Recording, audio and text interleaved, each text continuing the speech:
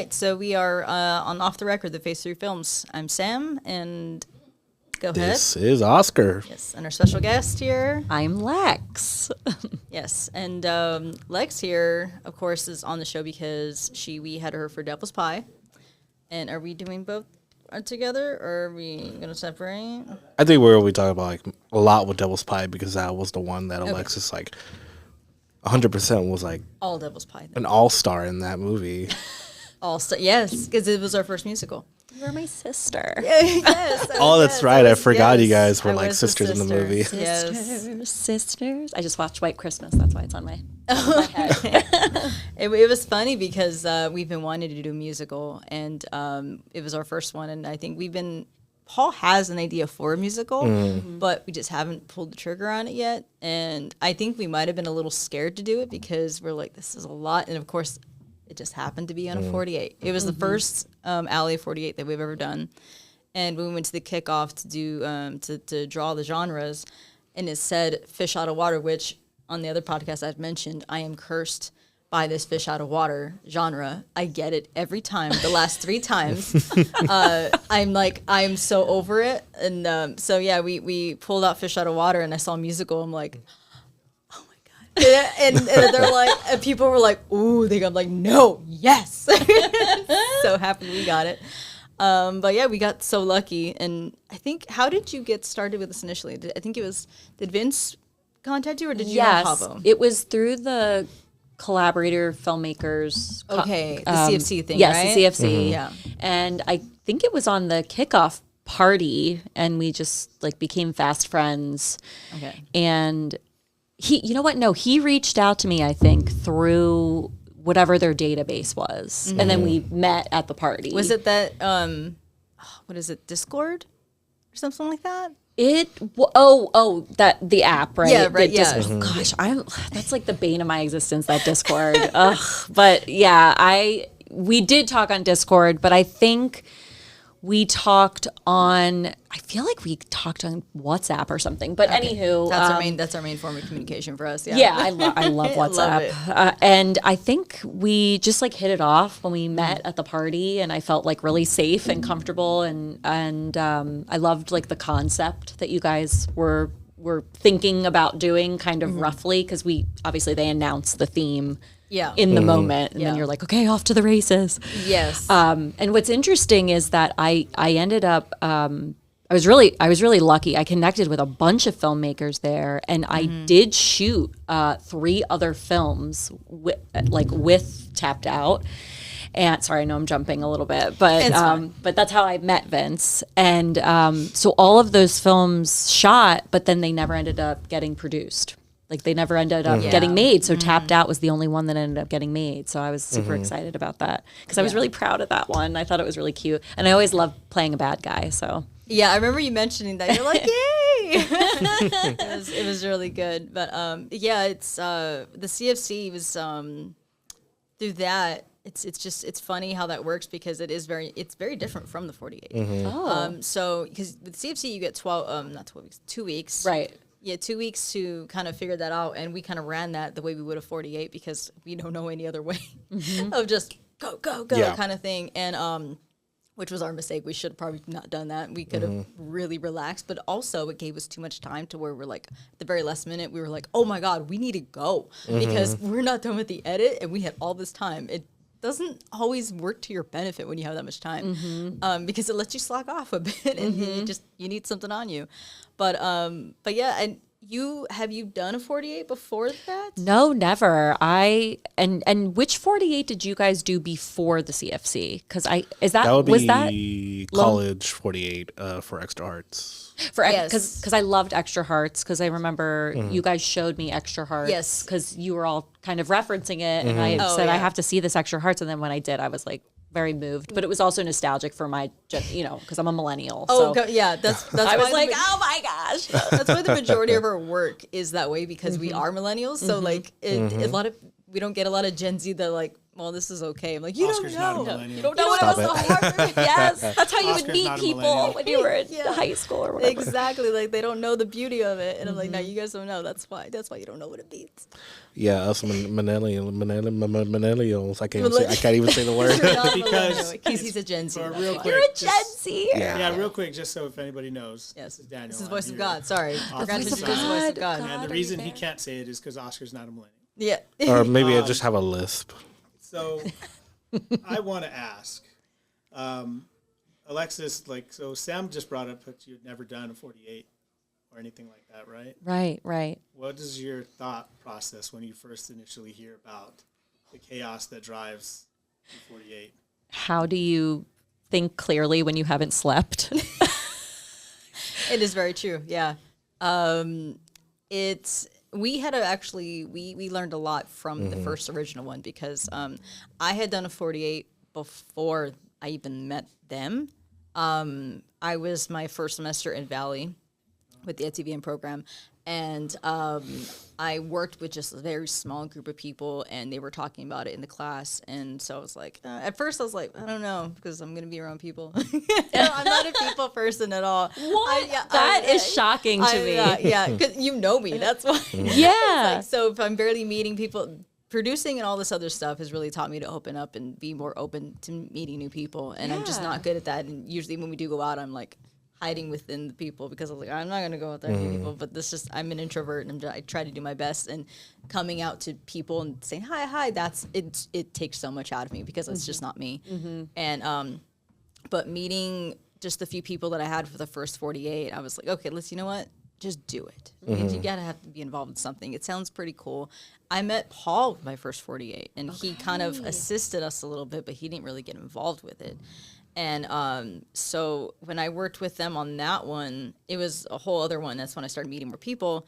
And then the second time around, it was that after that fall semester of doing the 48, that's when I met Oscar and got onto his productions. And then we met everyone else, and everyone started saying, like, the 48's coming up, let's do that. And so with that 48 was Blood Ties. We got the first, what's up? No, go ahead. I was going to.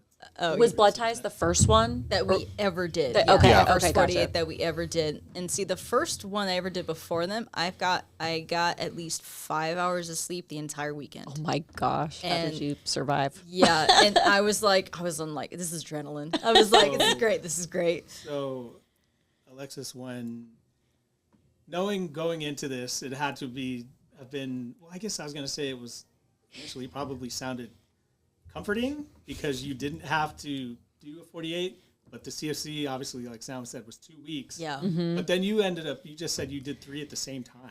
Yes. That was very That's Tell us kind how of a that 48 kind in of itself. worked out. yeah, that ultimately was leading to. it was crazy too because one of them actually shot in was it Big Bear? Yeah, it was Big Bear. Oh. And my character for it, I had to have my eyes blacked out. So I couldn't see, I wasn't able to see. So I had to hire my friend to be my eyes because I was a ghost.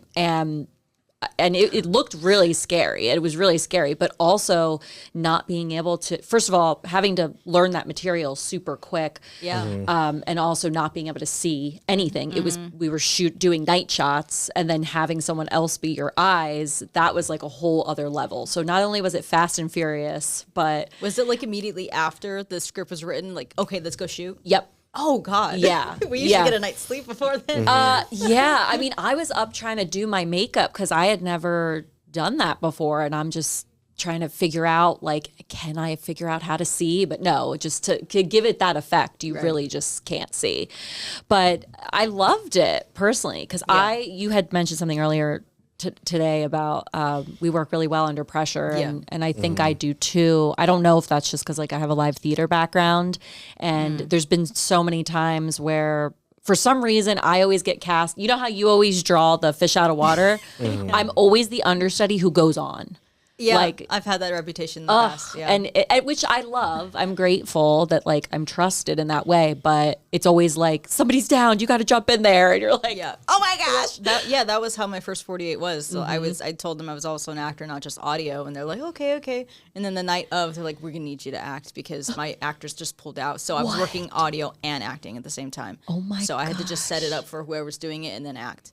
So that was a little sleep, but like I said, we learned because after Blood Ties, now we actually get a full sleep. Like Devil's Pie, we got to the script came in super late, but we got to go home, sleep, and I was so upset with myself that day because my alarm didn't go off. Oh shoot. And I remember. Are you somebody who sets like 25 alarms? I do. Like, No, I do. For some reason, it didn't go off at all. because you had the new phone. That's why you're like, I thought I hit alarm on. I guess it was just silent. No, and so when I remember waking up that morning and I saw him, I was like, I feel way too rested. This is not good. And that's when you know you're late.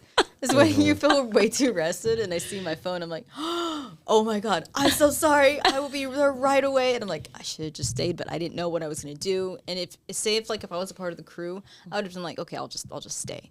But I was acting in it. I'm like, I don't know what to come back with. I got to get something if we need wardrobe to come back with on that. So I had to leave anyway. But when I got there and I saw you there already, I'm like, I'm so sorry. I'm late. No. I felt so horrible because I try to be as prompt as I can be all the time. And when I was late, it was just so sad. But yeah, we've gotten a lot more sleep this time. Especially, I don't know when we started doing that. Was it extra hard? So we got more sleep. That's a fit. I don't know if that even existed. That we kind of worked it out because we used to, even Blood Ties was also another 1 hour of sleep, then 23 hours the rest of the day. Oh man. And then you just kept going from there. But yeah, what's up? Well, no, I was gonna say like you had CFC, and then obviously Devil's Pie. Was Yes. 48. Yes. And everything. And you mentioned your theater background, just like Sam, and then we have one of our directors of Devil's Pie here. Yes. Yay. Were you excited to flex those muscles a little bit when it came down to it? I was. Or was the I pressure of the 48? I wasn't. I don't know how to explain it, but I think just because in the musical theater world, you're so used to being handed, especially when you're like in audition mode, you're used to being handed music and then being like, go in the corner, learn this 32 cold bar. read, just do it, give you a script, and like, all right, be back in 5 minutes. Pretty much. And I really struggled with that because I lived in New York for a long, like I right out of college moved to New York and that's exactly how it would go. And they'd hand you the piece of music. You'd have to just like plunk it out. I had the little iPhone or not the iPhone, sorry, the iPad. What was it? It was the iPod Touch. Oh, Nice. do you remember those? Nice. Yeah, and like I had like Your a little youngins don't know that, all right? I know. And I remember it had an orange case on it, and there was music I could never get off of there onto my whatever. But anyway, I had a little piano, like digital piano on there, and I'd be like in the corner, like plunking out my part, trying to, all right, good. Okay, cool, got it. And then you'd like come back and then have to bust it out. So in terms of like Devil's Pie, first of all, like I knew I was in good hands because I knew you guys already. Right. We'd all worked together and tapped out. I felt like a very safe space. You and I had chatted before, so I kind of understood your vision. And I also just like know how you work, how you communicate. So I felt like really safe to be able to just play. So I wasn't nervous or scared. I was more just, I think that what I was more nervous was like, am I going to do a good job? Like what I bring to the table, I hope is, up to their, you know what I mean? Up to your guys' expectation. Like I want to do a good job because I want you to win. I really want you to win. Nature coming out of all of us. For the CFC and like the LA48, how far apart was there? Like They were pretty close. They were 6 weeks apart. There were a few months, but not that months. far apart. It felt like it was super close. I thought they were Wait. because June But- and You're right. August. You might be right. I'm horrible Because, remembering this stuff. CFC was around April. No, June. June. Okay, June. End of May. It was June. end of May into June. I know that much. Oh my God. So that like was way closer then. okay, it was a little more closer than it was like no, but I was basically like me and you before I worked with you as director to actress, we co-starred in in Tapped Out. Yeah. You know, she was a co-star to Monica while you were a co-star to me because, you know, you in Tapped Out, you're always like, Gary. What are you doing, Gary? What are you doing, Gary? And Get it together. and then like you and I, we started becoming friends. And then like a couple weeks later, when I don't know what was going on with the kickoff because I wasn't there for that one. I was at Paul and Marie's house For the LA one? Yes. Okay.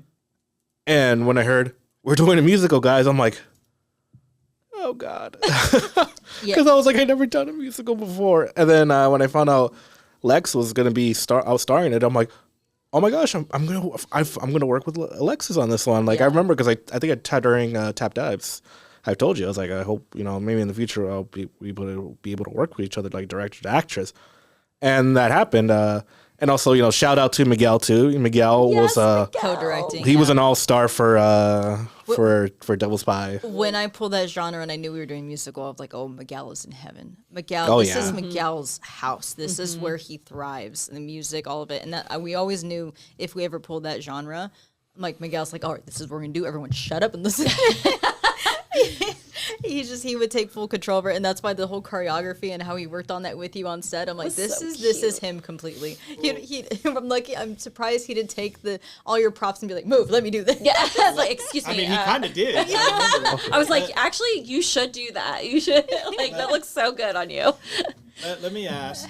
We'll start from Oscar around. From a director's perspective, sir, you had at that point, kind of at this point, still directed more than any of us. Mm-hmm. You had to direct with Miguel a musical for the first time. How did you feel about that? I love the man. Not Miguel, the musical. Oh, the musical. Wait, repeat your question again, sir. Did you say I loved it, man, or did you say I love the man? I love the man. He's awesome. Oh, you love the man? I thought you said I loved it, man. The man, the myth, musical. The legend. Taking on my first musical, I'm not gonna lie, I was terrified. I would have been too. I've directed a lot of things, but a musical, when you're directing a musical, it's all about twice as much as work as, directing a normal scene. Well, it depends. Because you have to, it has to involve a lot of singing, a lot of choreography, hitting the notes along with the action going on. And I was like, man, I don't know what I'm doing. Like, but there's a first time for everything. So I was like, you know what? It's gonna be great. I'm gonna be working with Miguel, great guy. I'm hitting this. Working with Miguel, great guy. Working with Lex, Monica, and Sam. So I was like, okay, this is gonna be awesome. We're gonna have a good time. I read the script. I'm like, I love the script. The script was amazing. Yeah. And then, Alexis, did you know I was gonna be your director? I think I did, but I feel like you and I had talked about you doing more directing during like when we first were getting to know each other before, and then when you were directing, I was like, yes, you're like literally bringing to fruition what you had set out, like what you said you were going to do, and it was like super quick. So I remember being like, awesome. You know what I mean? And then I felt like really grateful that I got to be like one of the first people that got to, because I didn't know that you had done a ton of directing like before that. But I remember you saying that you wanted to just focus more on your writing because you just had finished I think a script and then you were wanting to do just more directing, and I was like, dude, this is awesome. And then the fact that it was co-directors, I always like working with co-directors because I think it's a good balance. It is. And you don't get stuck in like the same choices because everybody has different perspectives. Yeah. So it's kind of like to the advantage of the actor in a way to hear it from both sides. And it's a really great way to collaborate. And I felt that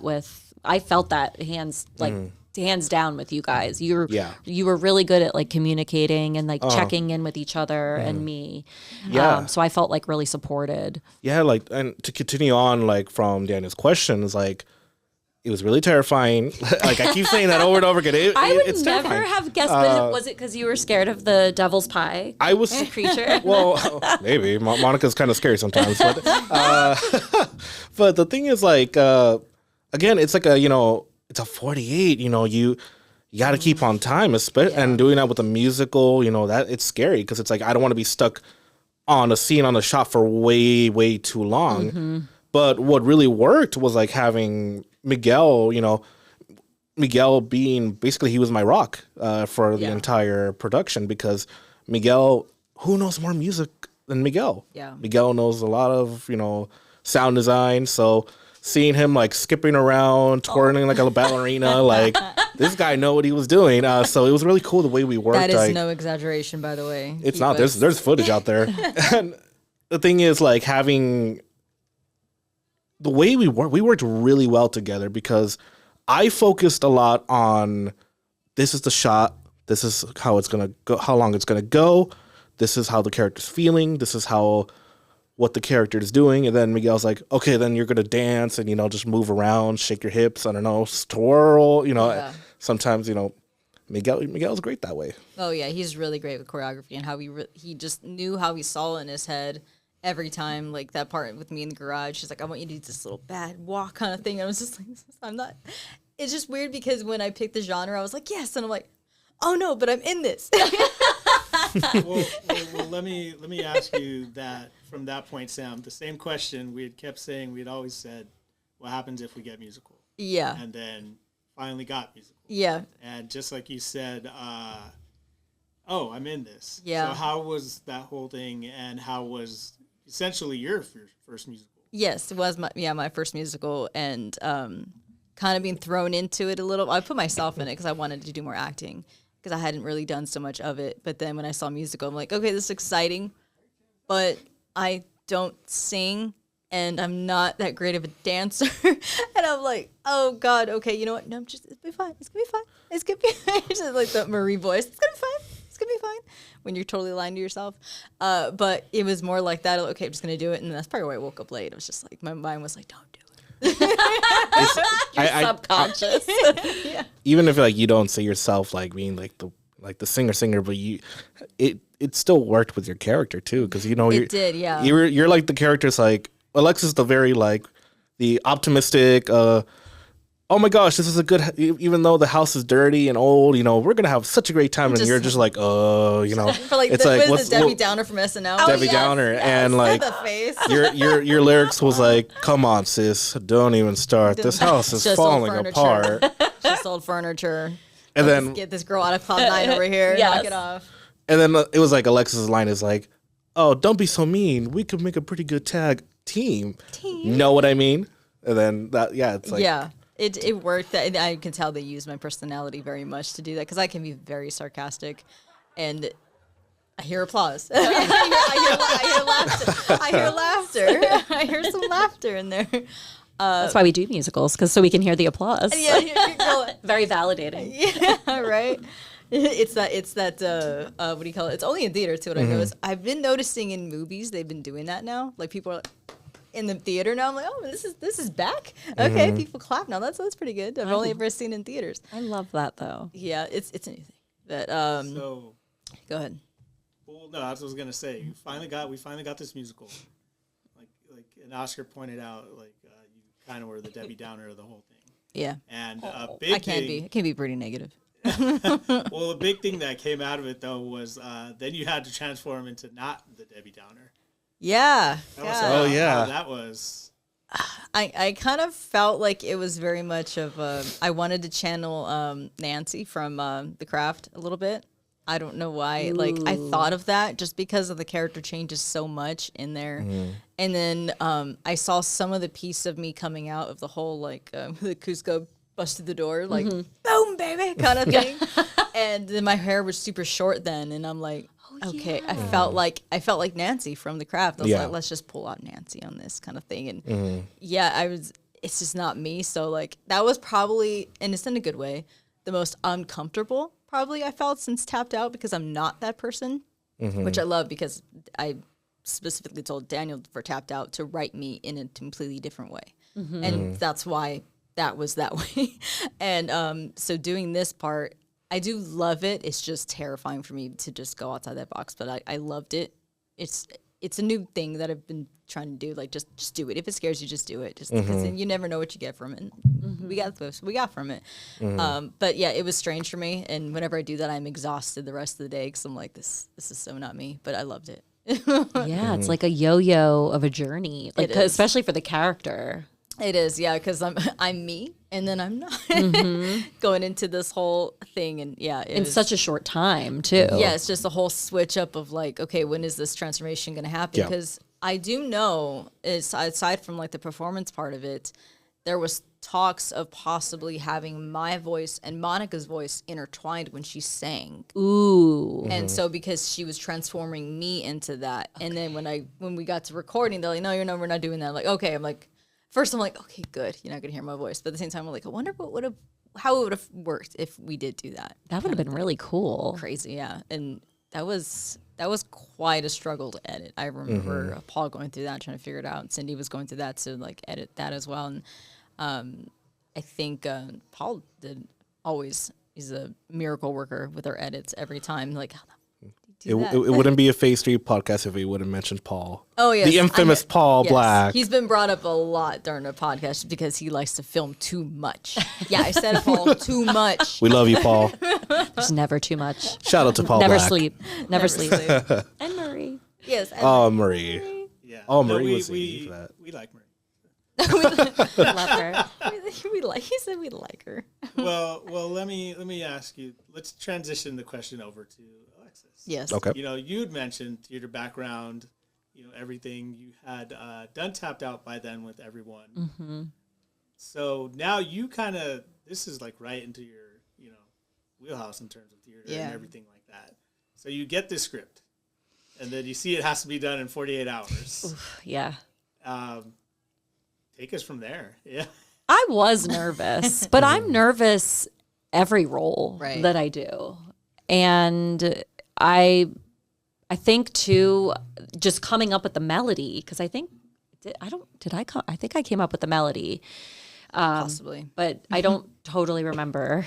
But I remember, on my drive there thinking like, I don't know what's going to come out because because we just got the script and I think to your point, I think I went to bed at like 3 a.m. or something because I was like trying to find the right outfit.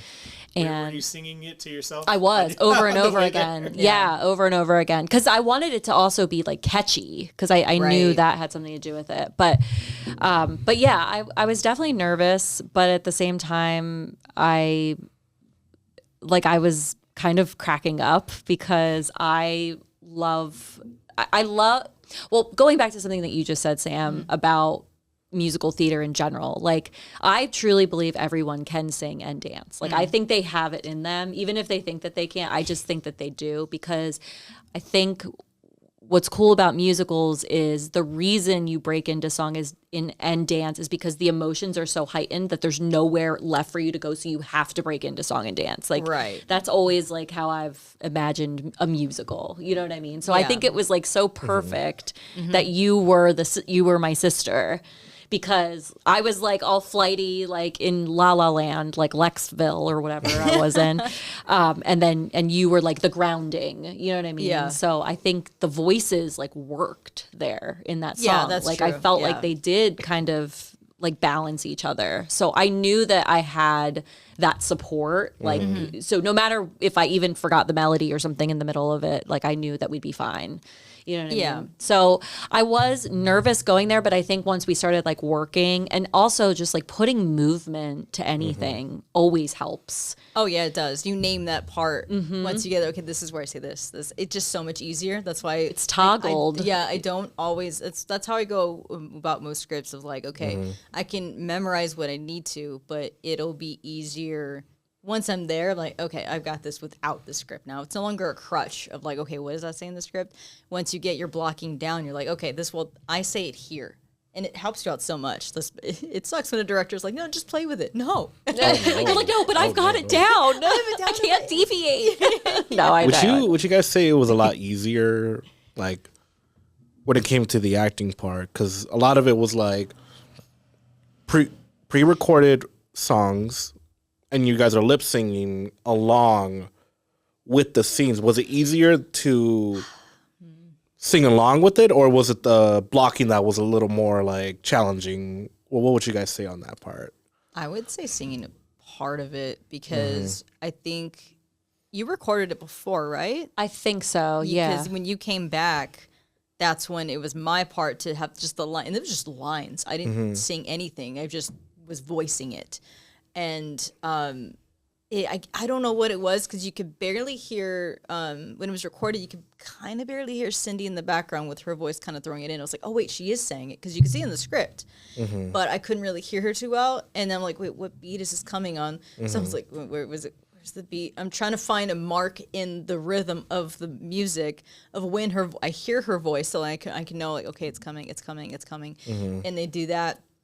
But like walking through there and going through it with Alexis when she had the most dancing to do it, I'm just against the wall, just old furniture kind of thing, and trying to remember like, okay, when's it coming in? When's it coming in? And especially, I think you had this huge bout of right in that part in like the living room. Oh yeah. And you spread out, which sounded perfect with it.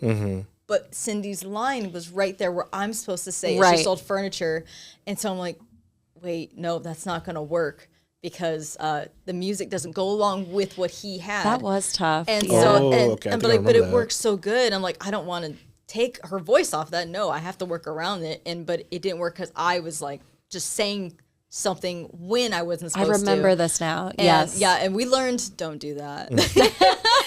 Always try to record before. We was our first musical. It's a 48. You don't have the time. We did our best, but we didn't have. Yeah, I remember. I remember. You work with what you've got, and I would say it was a lot. It was triple the work, I guess. I'd say like performing, moving, and then okay, when's the line coming up? It's not matching with what we're given. But we got to find it. It's like we're trying to get it together here, trying to connect the dots here. It's funny because like I didn't know like you record the music and then you go along with I thought it was because it was my first musical, and because then you're just doing ADR, which is what I did. And after the garage scene, I was like, "Where's Alexis? Did she rapped? Because she was not in the house." I'm like, oh wait, she's recording the song at Casey's house. So I was like, okay, she's okay. I was looking at my script. I was like, is she rapped? Where'd she go? We didn't film any scenes yet. And then I'm like, okay, Alexis came back. I took a nap. I went to go take a nap. And then that's where that was the first time I heard your voice, and I'm like, oh my gosh, I'm gonna cry. This is a very amazing. Singing I'm hearing. I'm like, but seeing as how you had a different experience, you got to record it beforehand. So what was it harder for you to do with it then? Because you're singing along to your own voice. Yeah, I think it was just hard because I don't really lip sync. Like I always I sing a little. Like I try to make noise because I feel like it looks a lot more organic that way. I think it was harder still. Yeah, it was still harder because I had to keep telling myself, like I'm a pretty, as you guys know, a big, very animated person, and I had to actually kind of contain myself more. Obviously for camera, you can't be so like I can't like stretch my arms out, you know what I mean? So I felt like I had to kind of minimize myself so that I stayed in frame. Also like the proxemics of you and I in the frame. Yeah. I struggled with that, but also focusing on the singing part too, so that it looked really, it looked natural in the moment. So that is, I think, where my biggest challenge was with listening to how I sang it on the track and then being like, oh shoot, I can't like bust it out like that obviously right now while we're filming because it's just going to be too much. Remembering how you did it and trying to match up those emotions at the time. Exactly. But I loved like going to the studio. It was nice to have like, Casey and Cindy like coaching me through it. But I think also too, just like making it up on the spot, essentially. Yeah. Just that quick. Like I'd never really done that before and then recorded it. So I was like, I hope I'm doing this all right. I mean, it was fun for my creative juices, but I also was like, I hope this is good. We do have a bad habit. Well, I should say not a bad habit. It's just a habit of ours. I always say when you write a script, it's always going to change from when you're filming it than when you're editing it, because you have this vision in your mind, like you write it down, and then when it comes to filming, you're like, oh, it's better off this way. And it's like, it's kind of like improving a little bit. You're still being a little creative, like creatively open. And then when it comes to your edit, you're like, okay, no, I want it this way actually. So you're making 3 different movies at the same time. Yep. But it's the same process, the same concept. But you're like, well, whatever, it's mine. Yeah, I think it's just about play, like being flexible, yeah. and, like just open to, somebody might see, like obviously Oscar, like I know you saw as we were working, I know you like picked up stuff like that we were doing, and then you were like, actually try it like this. Okay, this is, you know what I mean? So I think too, like, work begets work, right? Like as you start going through it, you're like, oh, that's sparking this idea, or oh, that's inspiring this idea. So I felt like that's what was happening. It's also just like the script was very fun and playful, as it were. So I think we had an advantage because it was fun. It was like a really cool. It was a fun story. Yeah, it was really. You had like a cool entrance there. Oh yes, that little walk. Yeah, so I was like, oh my god. Yeah, I was like, I seen it. I was like, oh my god, because I loved it. Yeah, whenever I play a character out of what I do, I'm like, oh god, I hate it. I'm a perfectionist.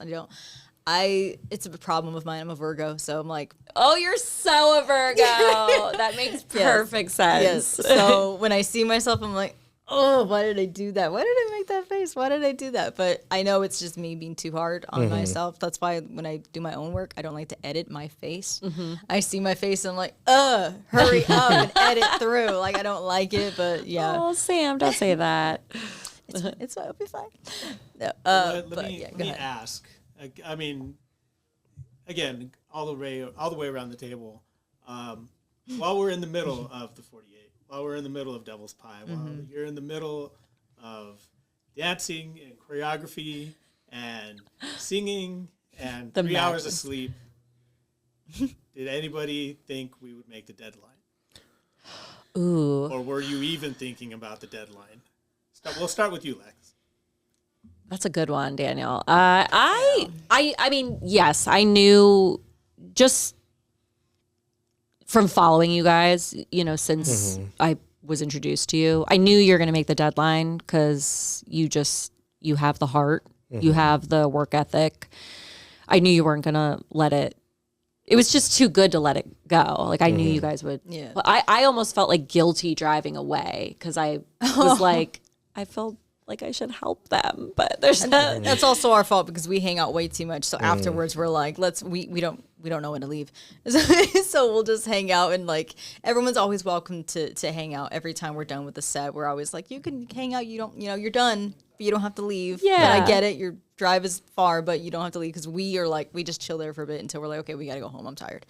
But just to recap, given our history, we have been late. Yes. Okay, gotcha. We have a history of being late, even though it kills us that we were late. But how late? But they still let you guys in, right? Yes, they. The first time we were super late because we were very close for the 48 though. You're 48. Okay, 48. Our very first 48 Blood Ties was late.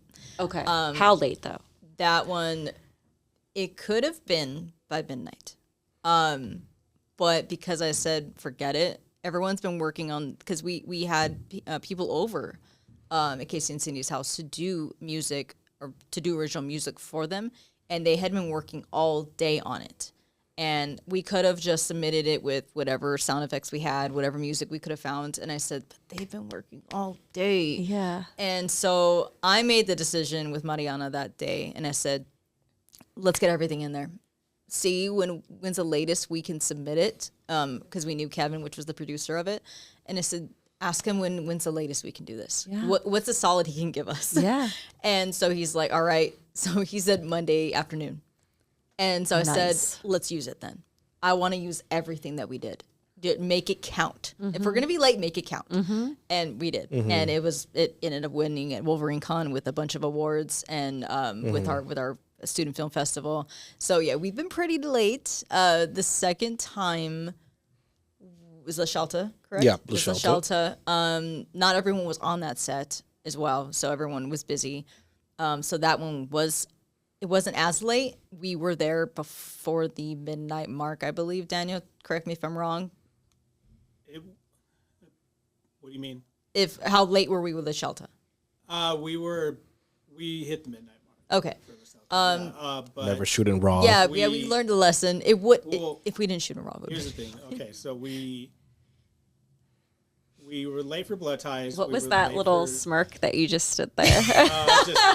You You were just reminiscing about Yes, that. trying to collect my thoughts. Yes, we were late for blood I'm ties. trying to politely say it was their We were fault. late for blood ties. We were by the skin of our teeth. Yes, Late it was. for La Celta. Mm-hmm. We every step forward was like I said, like we've all said, we were fighting to make the deadline. Mm-hmm. So again, I posed the question, Sam. We get our first musical. Yes. Is this deadline?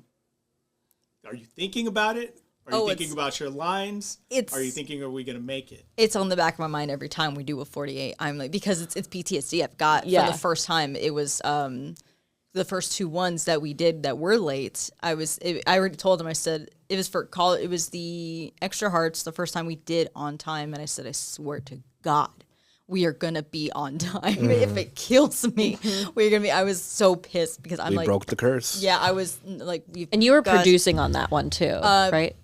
producing and directing, co-directing, yeah. Okay. And so yeah, I was like, no, we've got to be on time. And so Paul just kept going, kept thinking, like, when do we submit? I was like, every freaking hour, And this submit is for something. and this is for Devil's Pie. And for Devil's Pie, it was, I think Paul had already a rough cut done by that night. Because the music was already done, all that. It was kind of just mix matching kind of thing, trying to make everything connect. And what time were we, like a few minutes before submission? Do you remember? I couldn't tell you. I don't remember, but It would have been Sunday night. It was Sunday night, Sunday right? night. Yeah, I'm trying to remember. Like 11:57. I just 11:50. Oh, we had it done at 11:59 before. Oh my gosh! You like upload. Because it's because when you're trying to perfect something, like you see it, you're like, okay, I've got a little time to do this, little time to do that. I'm gonna fix that little thing, fix this little bit. Ergo, I'm sorry. No, it's good. Fix this, and then I'm like, we got 1 minute to go. But no, for Devil's Pie, I feel like I didn't have that stress of like, by the time I got to it, even if it was a musical, I was like, oh God, are we going to make it? Because it's a musical. We've never done this before.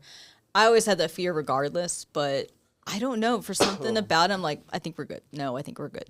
Because even when you left, we already had somewhat of a cut. And so Don't remind her that she left. She didn't want. I know. I was like, I'm sorry, guys. Bye. but I get it. You had to drive far. I understand. And, but as we were going through, and we were just like, how are we doing? And it was, I was working on paperwork, and then I think what stressed me the most, because I didn't know with the paperwork, because you're SAG. And so, I just got all the information. So I was taking care of the paperwork while Paul was doing the edit. And I'm like, no, I think we'll be fine. But it's the paperwork.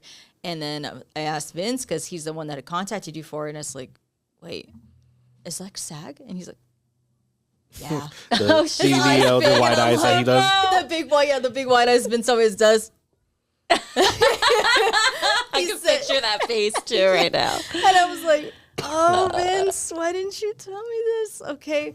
And so, but yeah, it was getting all that paperwork. I have never worked with that paperwork ever before. This, we got you on a call, and like you were so cool about it. I was like, oh my God, is she with family right now? I'm sorry. She with someone right now? You can call me anytime. And so, but yeah, we got all that work done. We were going back and forth on how we can get it. But the fact that we were at noon, and Paul was just trying to figure out if he wanted a stinger in the beginning of it. It was done, but he wanted a little teaser. It was a whole argument. It was a whole thing. It was a whole thing. And the fact that he wanted that was like the biggest thing of trying to figure out whether or not he wanted to add that on there. Okay. And so, and that was pretty much it. I'm like, okay, we're good. Like, I feel like it was the most chill. Like, we were there by noon. We already had the cut. He was just trying to put it together. And I was like, okay, do this. And I think he wanted to fix something last minute. And he's like, can I add it? And like, if you I think we told him no. Yeah, and yeah, when it was something. Oh no, you know what it was? It was because we used like 2 seconds of stock footage. Yes, and it's not allowed. And because Yeah. I'm me, I just could not. Well, we have PTSD. We don't want to be disqualified for just something and so so silly. like Yeah. it's yeah. So it was this whole thing of like, take it out. Yeah. So we took it out. And of course, What was the stock? But was it like a pie or something? It was the stock footage was. It was a house, right? The shot of like, it was supposed to basically be an establishing exterior, and then you guys cut to Walk into you the guys house. walking in. Okay. Yeah. yeah. Well, I want to circle back around to something really quickly, but first, Oscar, Si, senor. you as a director, this is your first musical. I was terrified. You're are you thinking about the deadline? Are you thinking, are we going to make it? Is this going to be another case of where we're late? What do you think?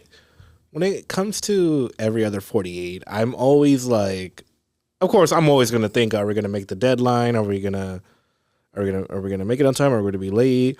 The day of production, none of that wasn't in my mind because my whole thought was, this is a musical. I got to focus. I got to, got to work with my 3 actresses. I got to work with my co-director. And, that's just the 100% of the truth. Like I none of that mindset of the deadline was in my mind. My focus was, I want to make sure at the end of the day, we had a very solid film for everybody who worked hard on it, Yeah. Especially you, Alexis, and Sam, and shout out to Monica. Hey, Monica. And it's funny because like right when we wrapped, me and Miguel were like, that's a wrap, yeah. And then we're like, that video was hilarious. You guys looked exhausted. we were done. I didn't get to come back because I was still. Oh, trying to yeah, record. we were I was trying to do my ADR, Right. and I saw your guys' video. We wrapped. Everyone's like, yeah. Yeah, because I was like, they I don't know. look so dead. Miguel went home at 4 a.m. Oh man. I was sleeping over at Paul's at his Yeah. guest room, but I had a hard time sleeping. I can't sleep without a fan. I need noise in the room. Mm-hmm. So I just closed my eyes and they opened. I'm like, I don't think I fell asleep. But as soon as we wrapped, I'm like, oh, there's a deadline. Oh shoot, yeah. And I was like, but me and Miguel, we were so beat. It's like, oh, we want to go celebrate, but we're just gonna rest. And then I was like, oh, I forgot to take a picture with the cast. And I was like, okay, We forget that a lot. And I was hate like, that. we took a picture with the crew, but I always love like taking photos with my cast members and then whoever I worked with. Oh, we got one for Tapped Out. Me and you took a photo in the hallway. Oh, but I thought we But got one. for Devil's Pie, I didn't get a picture with Monica or Sam or you. I was like, Oh, okay. but Shoot. for the deadline question, it's like, oh, okay, it's being worked on. But the thing is, my first thought was, wait a second, half of the group's at Paul's, half of the group is at Cindy and Casey's house. yeah. We'll figure it out. And then I went home, and then He's like, "It's not my the next problem." day, because I told Vince and Daniel, I was like, hey, I might not be there tomorrow. I got something going on, but I remember that. Yeah. Okay. but we'll see. And then like something got me to go over there. Nothing bad, but it was just like, okay, I think I'm good to go. And then I came over. That's when everybody's working. Marie's working on something. Yeah, we were all working on something. That was me, just to clarify. Yes, to bring you. What? Daniel's said- the one that made sure you came. I sent a text and I was like, something's going on. Something's going on. Oh We need you my here right now." gosh! And he's like, I'm on my way. Okay. And then he got there. He goes, what's going on? I was like, great, you're here. Okay. That's That's what was going on. It's Is probably that you're not mostly- here. Okay, yeah. To continue It's Daniel's probably point. mostly because we just want everybody here with us all the time. Okay, We're like- I remember I was doing something that morning. and I had no idea. I was like, what are you doing here? nothing like nothing like I abandoned it and then it caused a huge issue later. It was just like, okay, I'm gonna drop what I'm doing. Something's going on. I'm scared, like because I have PTSD. Did I do something wrong? And I'm like, oh my gosh, and like I'm like booking it to Redlands, and and then I go out to Daniel and I was like, what's wrong, sir? Is everything okay? No, I just want your company. I'm like, Oh, I was like, I love you too, sir, but what the hell, man? he's like, I'm sorry, I love you. Okay. So I was like, well, I'm here now. Aw. I'll make a poster for. I'll help make the poster for Devil's Pie. There might be a second variation coming. Yeah. Once the release comes. Well, that was kind of tied into why, because I was trying to work on the poster amongst the you're taking my job. Yeah, amongst 100 other things. I remember Vince saying, "Is this the best time for Daniel to learn to make a poster?" Yes. And I was like, we just need to get things done. And then Oscar's just like, "Could you move? You're not doing it right." Get out here. Yeah. Well, let me bring this up because there's another little kind of side story. The day of production, Miguel had work. Oh, shoot. Oh, that's right. And At night? Like at night? At like afternoon. Oh, no. And they don't listen. It doesn't The matter. plan was So to kind of have him co-direct for as long as he could, and then when he was about to leave, And- Marie would step in and help Oscar with everything. I gotcha. And, Okay. and here's what happened. But he never Here's what left. happened.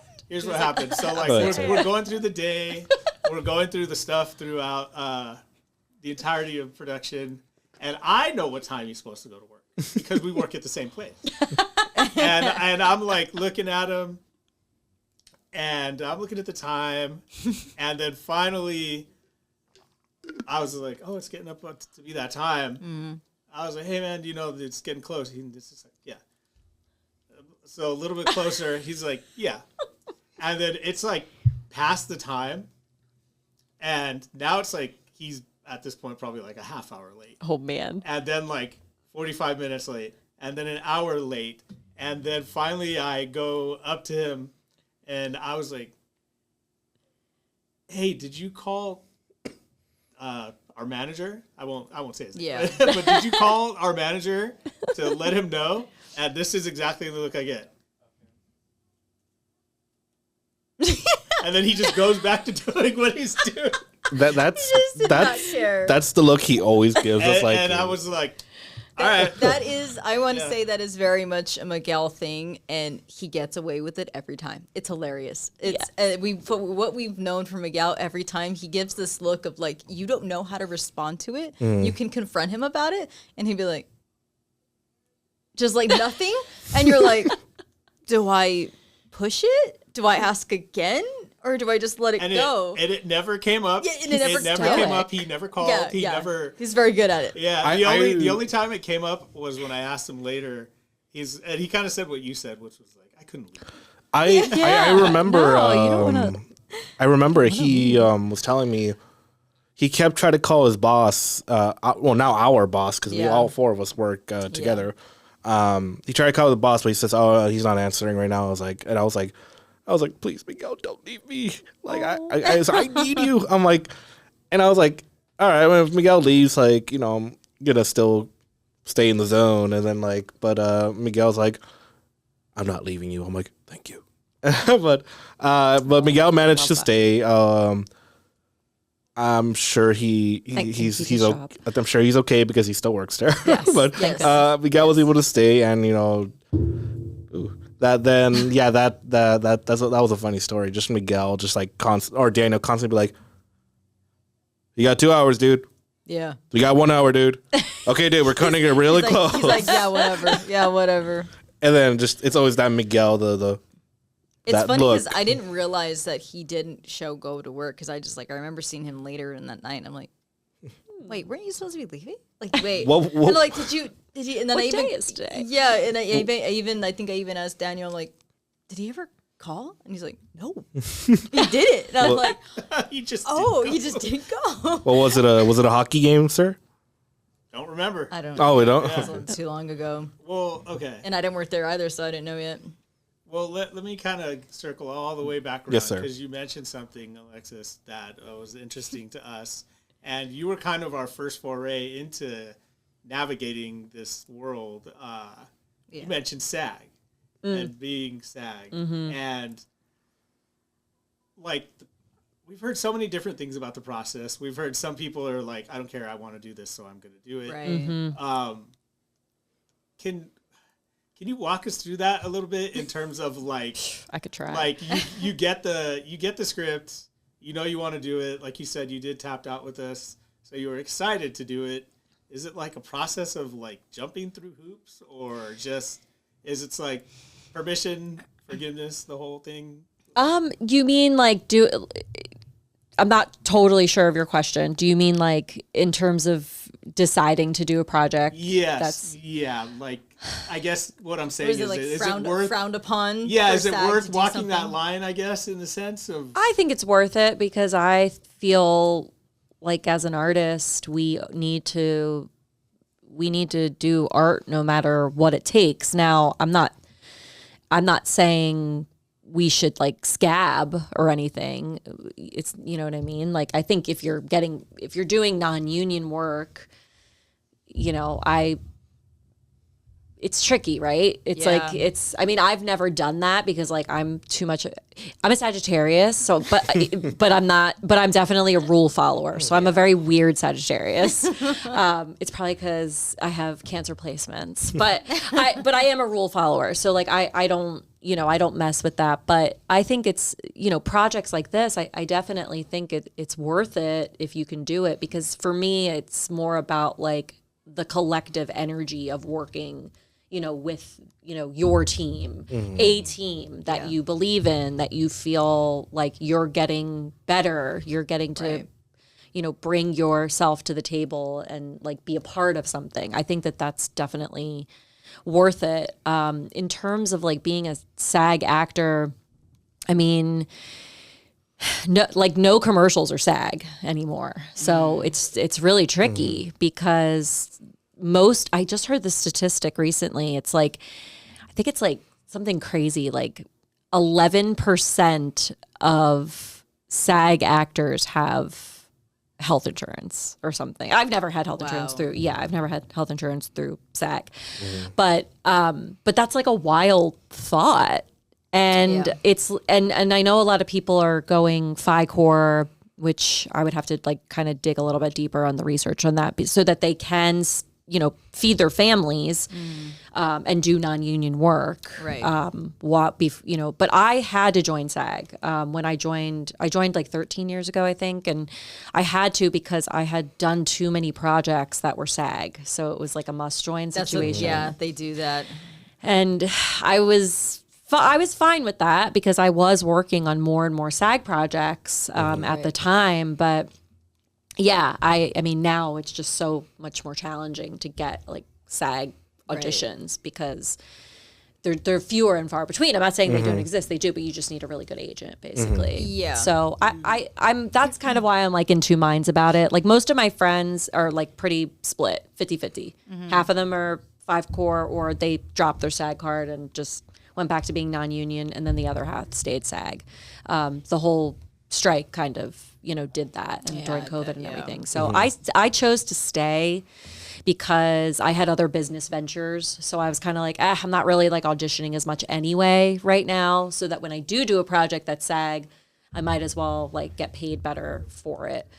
But yeah, I don't know if that was helpful. No, absolutely it was because, excuse me, you mentioned, you know, like as an artist, and you know, me and Sam and all of us have said this, you know, 100 times over, and I'm sure yourself, like as an artist, there's also a part of you that you need to get this thing out of you. Yeah. You need to perform. You need to express whatever that is, and whether it's, well, you know, let me rephrase that. Not whether, but this case, in the case of Devil's Pie, it was acting, it was singing, it was choreography, and how we've always said, Sam, like it's this is what we love to do, and we're going to do it regardless. So when there's that, I don't know if you want to call it like a hoop to jump through or not, I can imagine that also pushing you through as well. It is, and I think, like I said before about like work begets work. I think I'm a very like relationship driven person. That is, I wish it was money. I'm not a money driven person. I'm trying to be now, but I'm just not. I'm a relationship driven person. That's the thing that like fills me up. It sounds cheesy, but it is true. I've learned this in lots of therapy, so not making it up. But yeah, I genuinely like feel when I'm doing work with people that I feel, I trust and believe in, and I admire their work and their energy. It just makes me want to, be a part of it, and also learn from them, and also just like be in that environment. It doesn't matter. Nothing else matters, really. You know what I mean? Because it's like you just said, it feels good. Like you have to do it. And like, I want to be around environments that feel good to me. Right. So that's why I do it. And whether you're SAG or union or whatever, I mean, I'm equity too, like musical theater, I'm equity as well. And it's like, it's almost like you feel like a roiled up like puppy that has all this energy, right? And you're just like, I have to go for a walk. I have to, you know what I mean? Like you're like peeing yourself, like, because you're so excited. And like, that's what performing is. You know what I mean? When you like go out on that walk. I don't know. That was probably like a terrible analogy, but. No, not at all. I mean, it's kind of how we feel sometimes. Yeah. So, like, that's exactly why we started building what we're building. And look at this here. Oh, it's Are you allowed to jump in here? Yeah. Oh my God. Hi, Finn. Let me. Sorry. No. It's kind of on that same thing. And this kind of goes for all of you, but from your different perspectives. So you, Alexis, like you mentioned, your theater background and everything. So there's this different, I've heard people say it 100 times. Me and Sam, did a film where we filmed a documentary on theater, that production that was going on. And I talked to them about the same thing. Oscar, you've never directed theater. Obviously, I know you've seen theater, but you've never directed theater. And you're used to getting reactions after you edit and after you see it in a room full of people. Sam, with your theater experience, and then Alexis with your theater experience, like, what is that like? Is there a shift? Is there like a level of patience you have to have? Because in theater, you're getting that instant reaction. Film, you're not.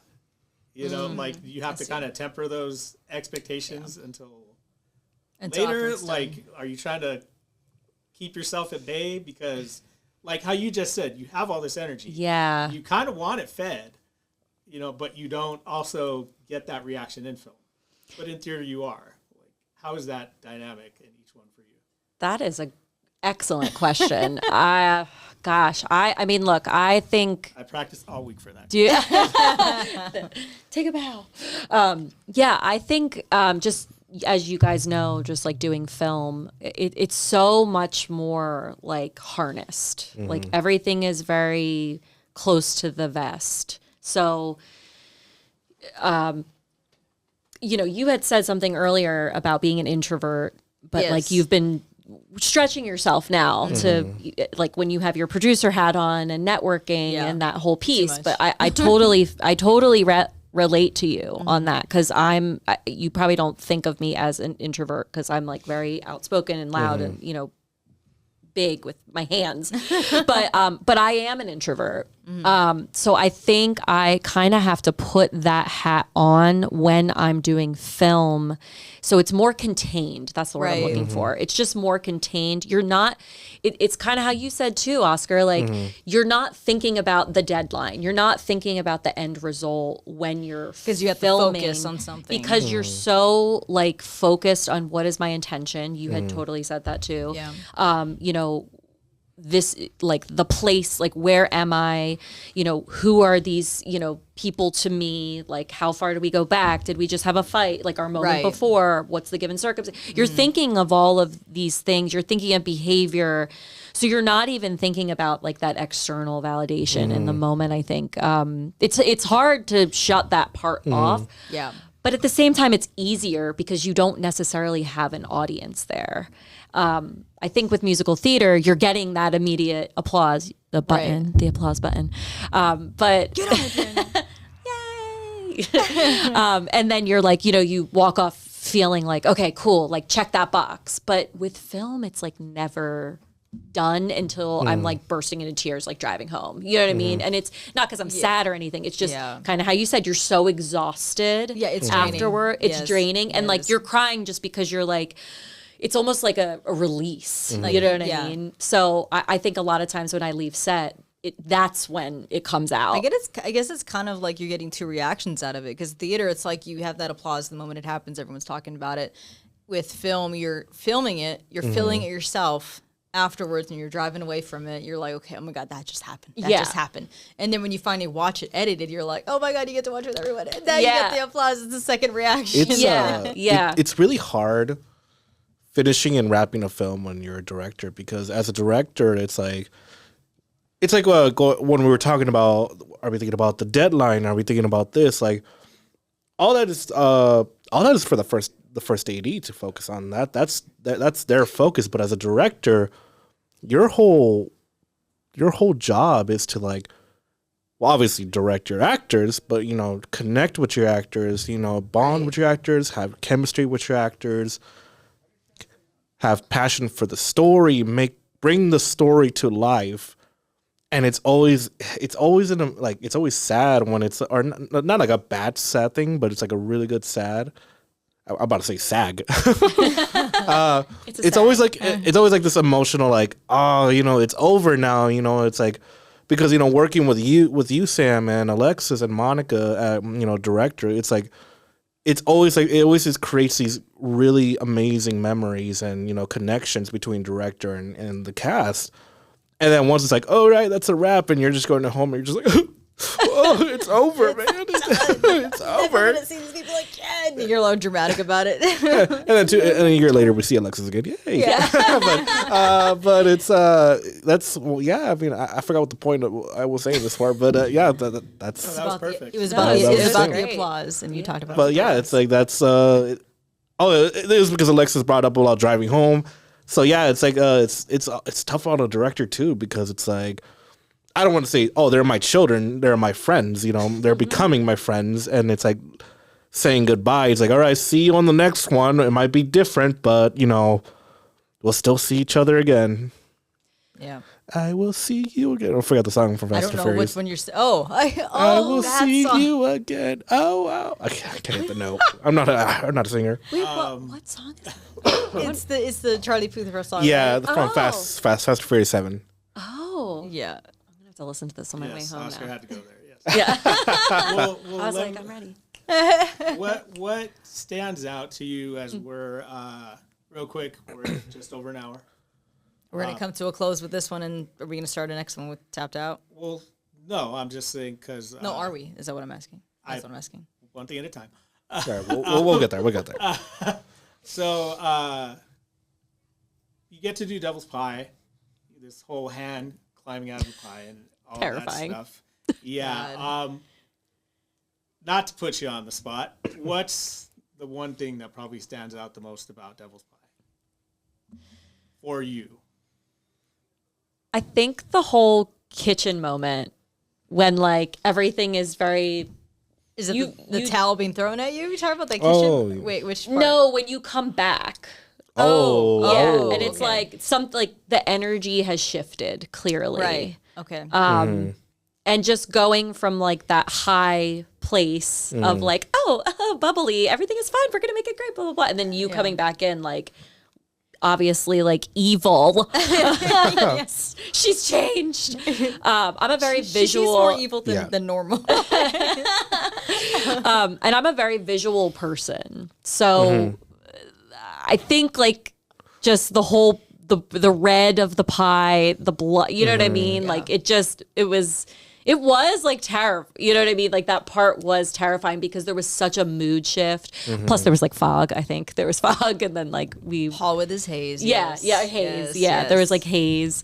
And I think that part was like the most impactful for me because it was such a huge shift in like the energy from like what we just were. We were like singing and dancing with the broom and everything. And then I know I took a break. Well, I probably ate a snack or something in real life. But then when you come back in, and even just like the specificity too of, because we had some moments that we had worked with like certain kitchen spots where like we had marked like, okay, I'm here for this, here for that, here for this. That was when you had the book. You're like French. Yes. I don't know how you said it, but oh yeah, I don't know. like French or something like that. French. I don't know. but I just remember being like, whoa, like this is such a shift. You know what I mean? Like it was just a quick shift, and I wanted to make sure that it was like believable. You know what I mean? Yeah. So I felt like it was after the cut. In the moment, I felt like I was a mess, but I don't know if that's just because I was, we were getting into the evening as well. Too. And, you're right about the tone shift, because I remember it's always about lighting too, because we were first it was a garage, it was a little like spooky.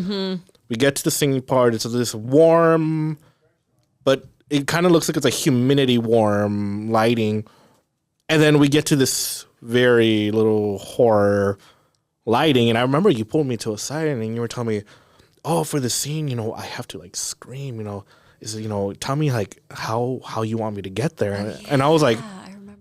I was like, I want to tell you, but I can't. I'm just kidding.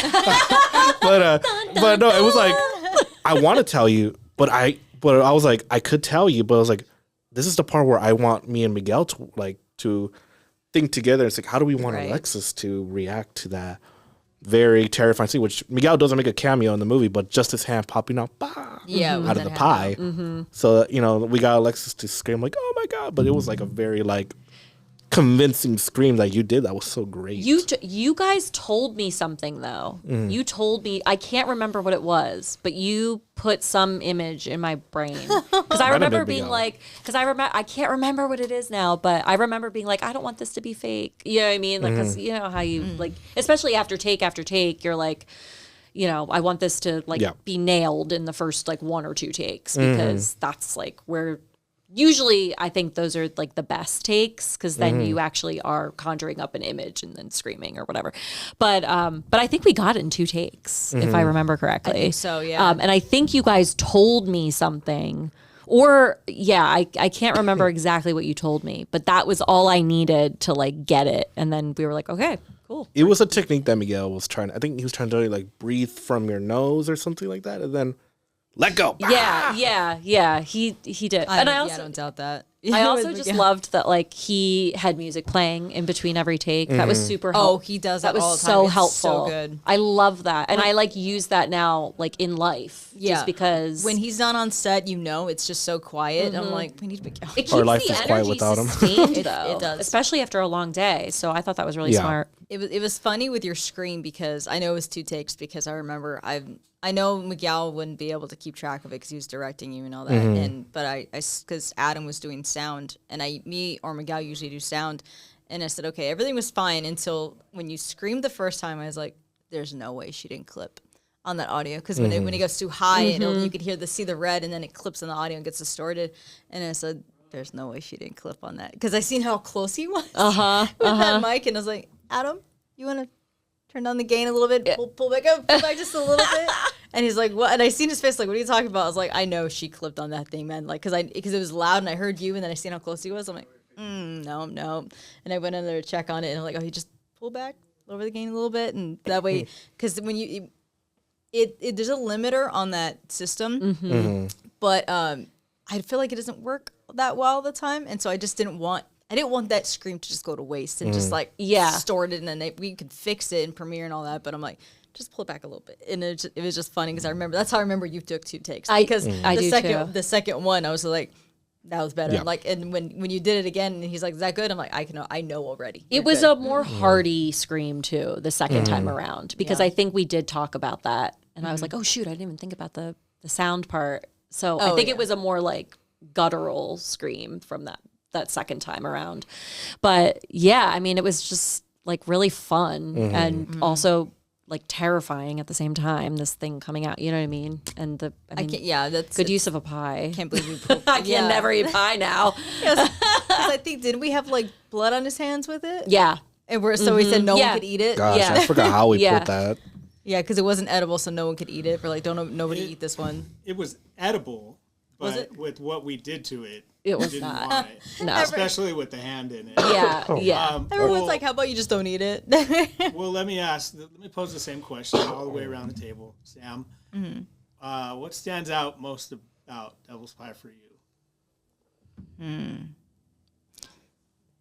other than the pie, of course. I had fun with it was because it wasn't originally supposed to be that way. I think forgot how Miguel told me to come out that door, but because he said you're just gonna come out the door, I was like, am I gonna have a Cusco moment of like, boom, baby? And he's like, no, you're not. I'm like, why not? And I remember even Paul mentioned it. He's like, is she gonna have them? Like, no, I already asked Paul. We're not having them. I was like so mad. And he's like, why not? And then Miguel's like, okay, fine, yeah, do that. I feel like I guess that's probably the only thing I can remember because they had to actually change the camera and the lens to do that and whatever stand they were using because Paul had it on sticks and so when he's like, oh my God, we need to like go in on this as soon as she comes out and shoot it, slide it forward. And he's like, Marie's gonna kill me, but can we set the slider up? And so yeah, they quickly set the slider up and did that. So they were planning to do that, but he's like, I want to shoot it on her with that. And for me, it was like, well, when do I come out? Kind of like know when to do that. And then that's when I felt like it reminded me of Nancy from The Craft because the whole the whole stand where she's like looking all crazy and deranged. That's what I remember. That was my fun moment for me. Not the whole walking up to. I don't like myself dancing, so that's like I don't even want to think about it. Are you talking about the? Yes, that and then shimmy? walking to her and do the whole. Yeah, that I was like, I don't want it. I seen it every time. I love Devil's Pie, but every time I see it, I'm like, oh God, I love that. It wasn't recorded, but I just remember it was you walking away like this. But you weren't even in the shot. You just like were dancing along to the song. Wait, off camera? Like Off I was, camera, like, yeah. not rolling at all. I'm just doing that. Or I think it was recorded, but it didn't show in the film because they cut back to Monica's close-up. But you were doing a little dance walking towards the garage. Like just on my own? On your own. Okay. Maybe just people watching me. I don't know. It's like, that's funny. You just saw me dance on my own? Well, tell us, Oscar, as one of the directors, what's something that stands out about Devil's Pie for you? What stands out with Devil's Pie?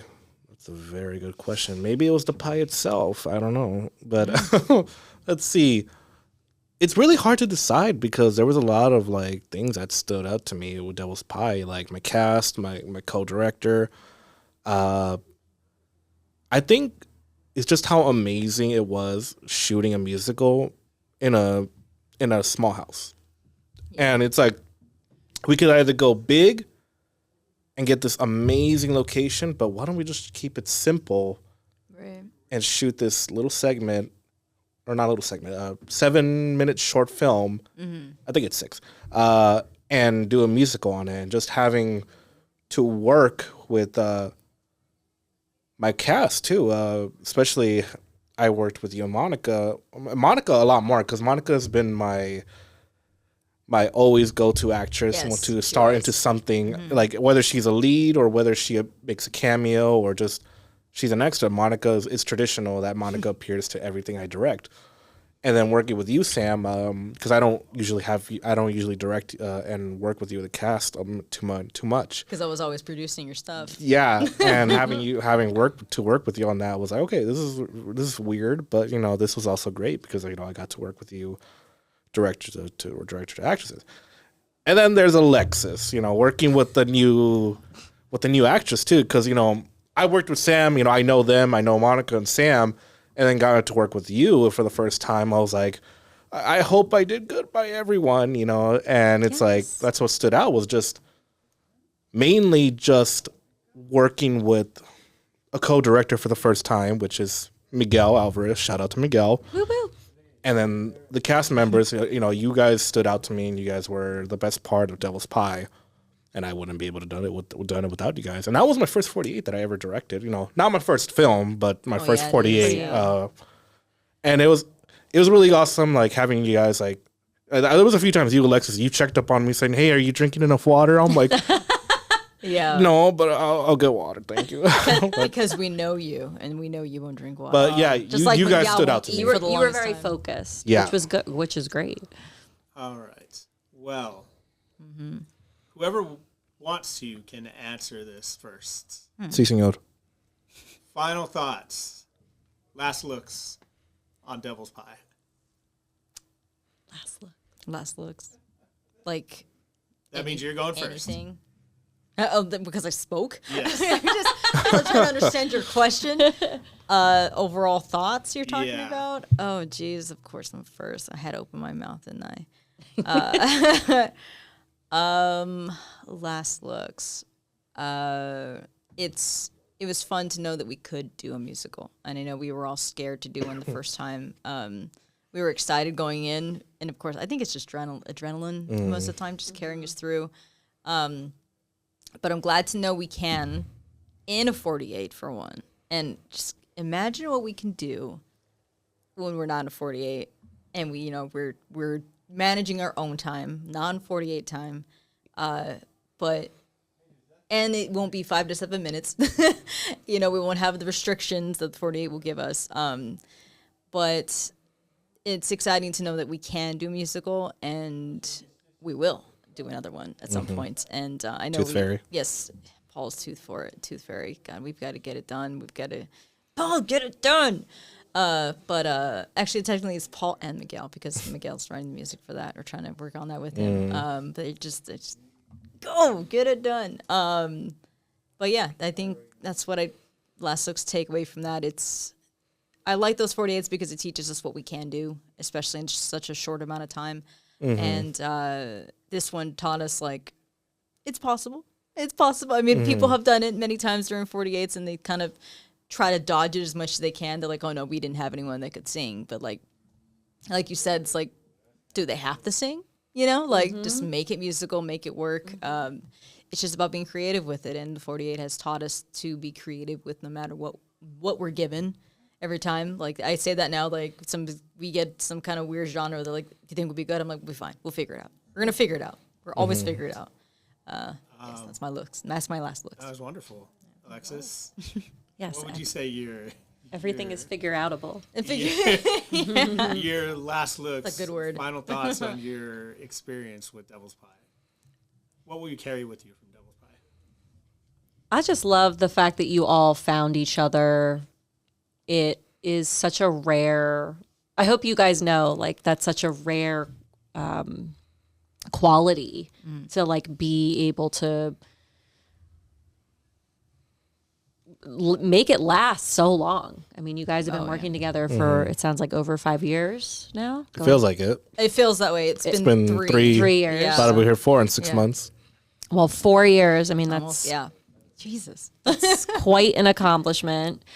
It's hard to find that, I think, especially in LA. I mean, I know that is not an easy thing to do, like coordinating schedules, work, just life, and then still finding that time to, like, really dedicate to, like, creating art.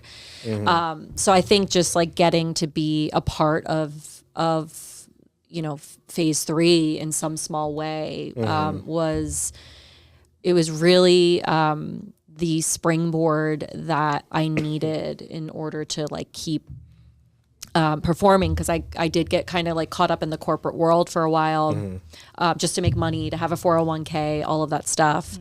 And the fact that, like, I, did CFC and, like, met Vince, and I just feel so, like, almost, like, renewed and, like, rejuvenated. And it's because I think your guys' like collective energy, it's like it comes from the top, right? Like it like streams from the top and then it goes out to everybody else. So I feel like that was really nice to feel like I was, part of it like on that journey with you guys, even if it's been just like a few projects. Like it's been, it's made me then want to like keep doing more of that and like still keep, no matter what, like even if I do have to work the 9-to-5 type job, like keep doing the art, because like you guys are doing it. Like there's no excuse why I shouldn't do it too. You know what I mean? Yeah.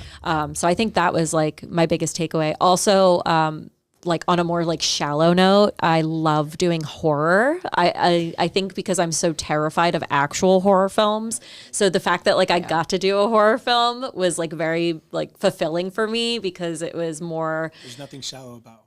Yes, it was more like fun and silly. Horror fan. So.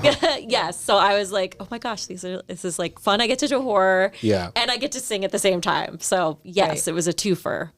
Right. Oscar. What's your biggest takeaway? Yeah, Oscar. What is my biggest takeaway? And I was gonna say fat looks, first looks. First looks. I hated that dress that I wore. A lot. Well, Did you really? I think it was a little too small on me, but it's okay. We made it work. Everything was figure outable. I think it was quite impressive what we did especially for a 48 film, because yeah, we want to put our all for a 48, but when we're doing like an actual film that's not for 48, we put a lot of our all into it. Not saying we don't put our all for a 48, but just how impressive it was, the amount of work we put to make it look like it was an abandoned house, especially the design, the wardrobe too, because you were very sunshine and lollipops wardrobe. You were very like the sister that was very like, what are we doing here? And, so I had to do the what's the Valley Girl voice? Do a car check. Oh, that was my line then, for one of our feature films. Our director said, "I want you to do like super Valley Girl." Like the I was like, vocal how yeah, it wasn't like do a car check. It was do a car check. And God, especially Monica and her to make her look like a demon, like Beetlejuice, or not like have her like white paint all over her, but just like the eye lines here, to make her eyes look like her eye sockets look darker, and the little reference to P3 that she put on her forehead too. Oh yes. Wait, did she? That's that was a reference. P3 right here. Marie did that for her, and then there was a few times where like when I was directing you, Alexis, I would say like, okay, so you're happy you're in this very ugly home, and I'm like, sorry, Paul. I didn't mean that. Like, it was a beautiful home. I was like, I'm just saying for the story, Paul. And Paul's just like, whatever. I'm like, love you, Paul. And just like the amount of lighting, hard work, especially how it was a little small crew for this one. And I think this was the one where we said we wanted to bring more people to want to do different things too. Like we had Claudia and Jahili on camera, on new positions. And then, just having, I think that's just my final takeaway, is just how impressive we to make it look like a movie. And it is a movie. Looks like a movie. Yeah. I mean, like for like a 48, it's like, this is a movie. And sometimes it sucks when we have a really good story for a 48 and it's like, I want more, but we can't. Because we got to keep 7 minutes. I hear that a lot from people when they finish watching these movies. Like, that's it? Yeah. Like, where's the rest? I was like, it had to only be 7 minutes anymore, and we're disqualified. That's it. Would I love to see what happens after the pie attacks Alexis? We will never know. Never know. Alexis, do you have a theory of what happened after the pie attacked? Ooh. She just slap. I think so Plot I get twist, eaten by the pie. I feel like it's like, I don't know, maybe like I haunt the house or something then for anybody who comes. That makes a lot of sense, because like if Monica's a demon, that means she could have been a person at some point. Yeah. And the house took her. The house has now taken Sam. So now the house is taking me. Oh my God, we're American Horror Story season 1. Yeah. Oh my God. Ooh, I like First thing I thought about was that. I'm like, oh. My last thoughts was and I think I told Daniel this many times, like your character, what was your character? Chef Colby Huffman? Oh. No, I'm asking you, is Chef Colby Huffman? Yes. You'll remember this, right? Yes, that was the name. Colby Huffman. Yeah. I always tell this. I think I've told this. Daniel's like that poor girl. All she wanted to do was cook for her sister. I know. And her sister was ungrateful. Wanted family meals with no family. I mean, she burned the house down, yeah, but I mean, all she wanted to do was cook a meal for her sister, but her sister got her killed. Maybe we'll never know. Well, on that note, Yes. I think we can give a tail slate. Say goodbye. Follow us on Phase 3, social media, IG. Remember to Once add it again, next time. I'm Daniel, back here behind the switcher. Sir, you are I am Oscar. Oscar. I'm Sam. our wonderful guest. And I'm Lex. Lex, plug your socials. Oh, I'm at I guess IG at LexD123. Very simple. Am I still that? I don't know. It's been a while since I've And been on. let's not forget the most important thing is to thank thank Vince you. for Yes, everything thank he's you, done, man. Vince. Thank you, Thank Yeah. you, Vince. Not done it. Literally Thank you, can't do anything. everybody. This is his equipment, so we can really. This is actual thank you. This is equipment. So. And thanks, guys.